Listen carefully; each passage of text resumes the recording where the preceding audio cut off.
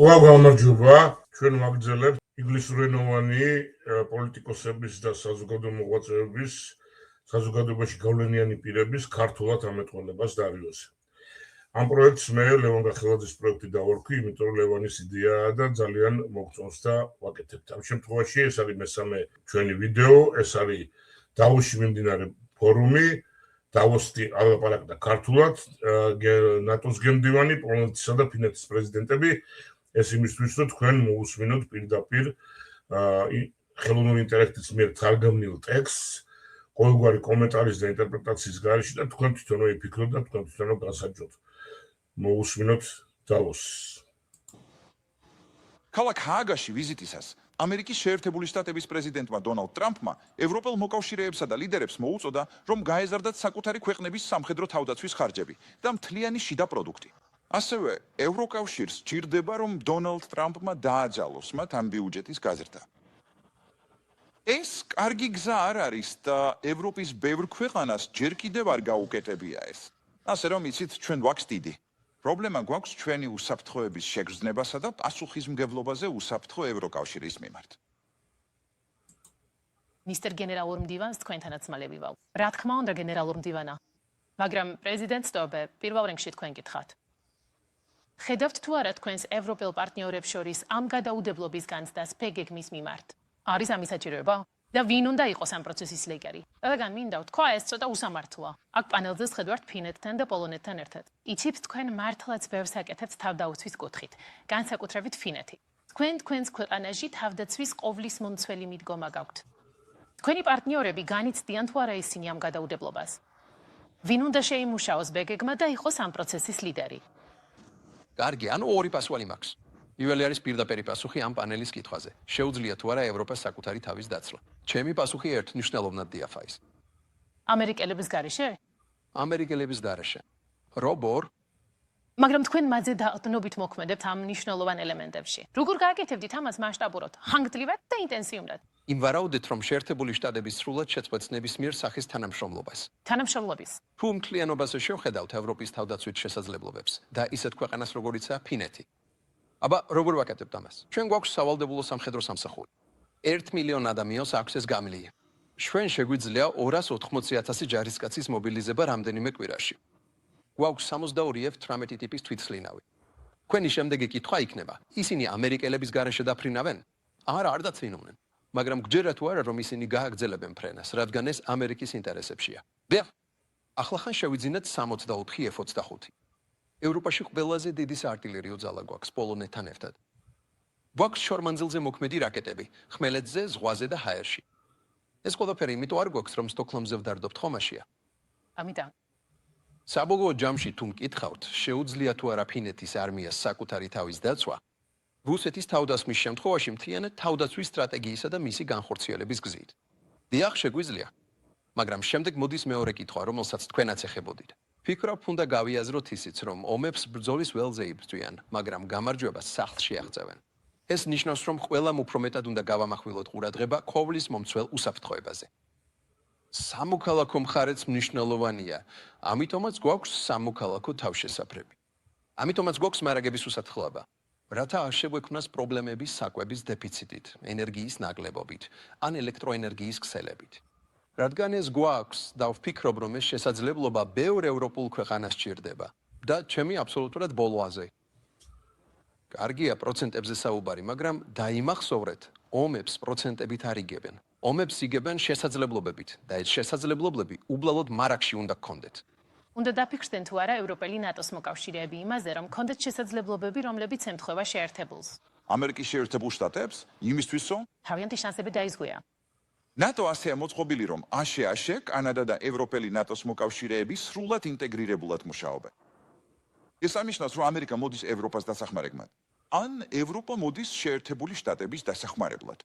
ჩვენ სრულად ინტეგრირულად მუშაობთ და როგორც აშშ-ს, ისე ევროპის დასაცავად, ნატოს არსებობა კრიტიკულად მნიშვნელოვანია და ევროპისთვის გადამწყვეტია, რომ ნატო არსებობს. იყო ერთი დიდი გამაღიზიანებელი საკითხი ამერიკულ მხარეს ნატოსთან დაკავშირებით. და ეს დიდი გამაღიზიანებელი საკითხი, რომელიც ეიზენჰაუერის დროიდან არსებობს, იყო ის, რომ ისინი, ანუ აშშ, ხარჯობდნენ ბევრად უფრო მეც, ვიდრე ევროპა ხარჯობდა. დღემდე აშშ საფაზისო თავდაცვაზე მშპ 3.5% ხარჯავს. ევროპაში კი საშუალო თავდაცვაზე 2% ხარჯავთ. და ჩემი კითხვა აუდიტორიესაბე.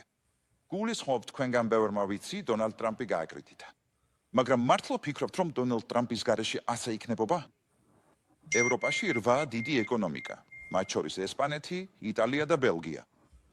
კანადა სხვათა შორის, რომელიც ევროპას გარეთაა, 2025 წელს 2%-ზე ავიდოდა, მაშინ როცა წლის დასაწყისში მხოლოდ 1.5% ჰქონდა. არავითარ შემთხვევაში დონალდ ტრამპის გარეშე ეს არასდროს მოხდებოდა. ახლა ყველა 2%-ზე. მართლა ასე ფიქრავთ? ჰაგაში გამართულ სამიტზე, როგორც უკვე ალექსი ამბობდა, ბოდიში როგორც ფინეთის პრეზიდენტი ამბობდა, რომ საერთო თავდაცვითი ხარჯები 5%-ს მიაღწევდა, მათ შორის 3.5% ძირითად თავდაცვაში, თუ პრეზიდენტი ტრამპი. აშშ-ის პრეზიდენტად ხელახლა არ აირჩიოდა. არავითარ შემთხვევაში ეს არასდროს ვატუყნე. მას ისევ არ ვარ თქვენთვის პოპულარული. რადგან დონალდ ტრამპს ვიცავ, მაგრამ მართლა მჯერა რომ შეგვიძლია ვიხაროთ, რომ ის იქ არის. რადგან მან გვაიძულა ევროპაში, რომ უფრო მეტად გავაქტიურდეთ. დავინახოთ შედეგები და მეტი ყურადღება მივაქციოთ ჩვენს თავდაცვას. აი ეს არის მთავარი. ამერიკელებს ჯერ კიდევ 80,000-ზე მეტი ჯარისკაცი ყავთ ევროპაში. ისინი კლავაც პოლონეთსა და გერმანიაშიც კი ძლიერად არიან ჩართული ევროპის თავდაცვაში. დიახ, მათ უფრო მეტად უნდა გადაიტანონ ყურადღება აზიისკენ. ამიტომ სრულიად ლოგიკურია, რომ ჩვენგან ევროპაში ელიან დროთა განმავლობაში უფრო მეტად ჩავერთოთ. და ეს გეგმა უკვე არსებობს მას შემდეგ, რაც იენ სტოლტენბერგმა ჩვენმა წინამორბედმა შეიმუშავა იგი, ნატოს თავდაცვის დაგეგმის პროცესი, რათა დროთა განმავლობაში დავრწმუნდეთ, რომ ევროპა შეძლებს უფრო მეტი საკუთარ თავზე აღებას, ამ ძირითადი შესაძლებლობების და ბირთვული შესაძლებლობების აშშ-სგან გადმოღებას, რათა უფრო მეტად დაიცვას ევროპული კონტინენტი. ჩვენ ჯერ კიდევ გვაქვს ძლიერი ტრადიციული ამერიკული წარმოდგენილობა ევროპაში, მომავალშიც ასე იქნება. და რა თქმა უნდა, ბირთვული ქოლგა ჩვენი საბოლოო ბერამბია. მაგრამ კიდევ ერთხელ აბსოლუტურად დარწმუნებული ვარ, რომ დონალდ ტრამპის გარეშე ჩვენ ამ გადაწყვეტილებებს არ მივიღებდით. ეს გადაწყვეტილებები გადამწყვეტია განსაკუთრებით ნატოს ევროპული და კანადური მხარისთვის, რომ მართლაც გაიზარდონ ცივი ომის შემდგომ სამყაროში. ქალბატონო კელი, ვფიქრობ თქვენ არ ხართ კმაყოფილი ამ პასუხით, რომელიც მარკ რუტემ გაგცათ, რომ თითქოს ევროპულ კავშირს დონალდ ტრამპი სჭირდება, მაგრამ ჩვენ გვჯერა. ჩვენ სამხედრო სამსახურში პოლონეთში მინდა დავამატო, რომ პოლონეთმა სოვეტებსა და ბოლშევიკებთან გაიმარჯვა. ფინეთმაც. ასევე სოვეტებსა და ბოლშევიკებთან მე-20 საუკუნეში გაიმარჯვა. იაპონელებმა და ავღანელებმაც სსრკ-სთან გაიმარჯვეს. ამიტომ ჩვენ მზად ვართ ჩვენს ქვეყნებში დავიცვათ ჩვენი დამოუკიდებლობა, მაგრამ გვჭირდება უფრო ძლიერი გეოპოლიტიკური და ზოგადი ურთიერთობები ევროპაში და მსოფლიოში. დრო გვაქვს მხოლოდ მოკლე დასკვნითი რაუნდისთვის და მინდა ნადიას მივცე სიტყვა რომ დაიწყოს. გუშინ გქონდა განცხადება ევროპული კომისიის პრეზიდენტის ურსულა ფონ დერ ლაიენისგან, რომელმაც აღწერა სეისმური ცვლილება, რაც საჭიროებს ახალი ტიპის ევროპული დამოუკიდებლობის შექმნას. მაინტერესებს შეგიძლია თუ არა საინვესტიციო პერსპექტივიდან გვითხრა, რა მიგაჩნია აუცილებლად ამ ხედვის რეალიზებისთვის. რადგან ეს დასკვნითი შენიშვნაა და ვუსმენდი ჩემს კოლეგებს, მინდა ვთქვა, რომ ჩემი აზრით ევროკავშირი სუპერძალაა. და ვფიქრობ, უნდა გვეჯეროდეს საკუთარი თავისა და ჩვენი შესაძლებლობების.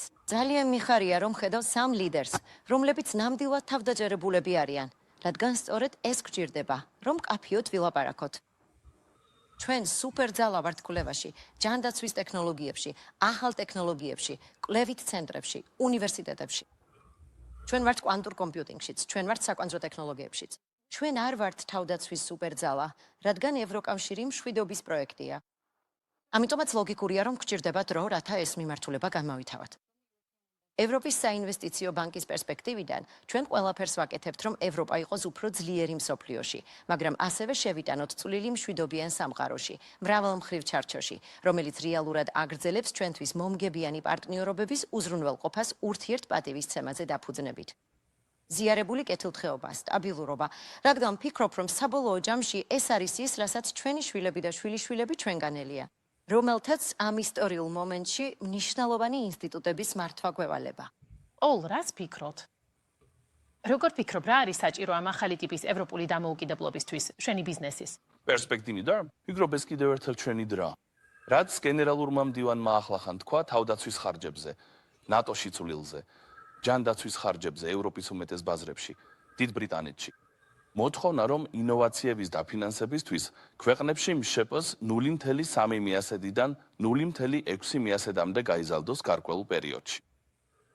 ეს მართლაც გამორჩეული ინიციატივა ან გამოწვევაა შეერთებული შტატების პრეზიდენტის მხრიდან. მე ჯანდაცვაში 35 წელია ვარ. ახლა სულ სხვა საუბრები მაქვს სახელმწიფო მეთაურებთან და ჯანდაცვის მინისტრებთან. ინოვაციისთვის ერთ-ერთი მთავარი რამ ისაა, რომ თქვენს ქვეყანაში პაციენტებს მისცეთ ცდომა მსოფლიოს საუკეთესო მედიკამენტებზე. ვერ მოითხოვთ წარმოებას, კვლევას. Evro. და მე ეს პაციენტებს ამისცეთ. და ვფიქრობ, ეს ნამდვილად სერიოზული საკითხია. ბევრი ადამიანი ჯერ კიდევ ვერ ახერხებს ამის სწორად გაგედას. ევროპის მედიკამენტების სააგენტოს მიერ დამტკიცებული მედიკამენტების 45% ევროპელ პაციენტებისთვის ხელმისაწვდომი არ არის. ევროპაში დამტკიცებულია ევროპისთვის, მაგრამ ხელმისაწვდომი არ არის, რადგან ფული არ კეთდება. ხელმისაწვდომი არ არის სხვა მიზეზების გამოც. არ უნდა შევამციროთ ამ არჩევანების მნიშვნელობა. დრაგი ძალიან ტაფიური იყო. ყველამ წაიკითხა ანგარიში, ყველამ გაიგო მისი არსი. ჩემი საუბრები კომისიასთან ძირითადად წევრ ქვეყნებს შორის სამართლიან თამაშზე იყო ფოკუსირებული და არა საკმარისად ჩინეთსა და აშშ-სთან კონკურენციაზე. ეს იყო დაოსის ფორუმიდან. ძალიან საინტერესოა, მოусმინეთ, თქვენ თვითონ იფიქრეთ, თქვენ თვითონ შეაფასეთ, თქვენ თვითონ განსაჯეთ, დარიო კი გააგრძელებს მსგავსი მასალების მოწოდებას ქართულად. დიდი მადლობა, დროებით. დარიო რადიო, მუდამ კარგი დარია.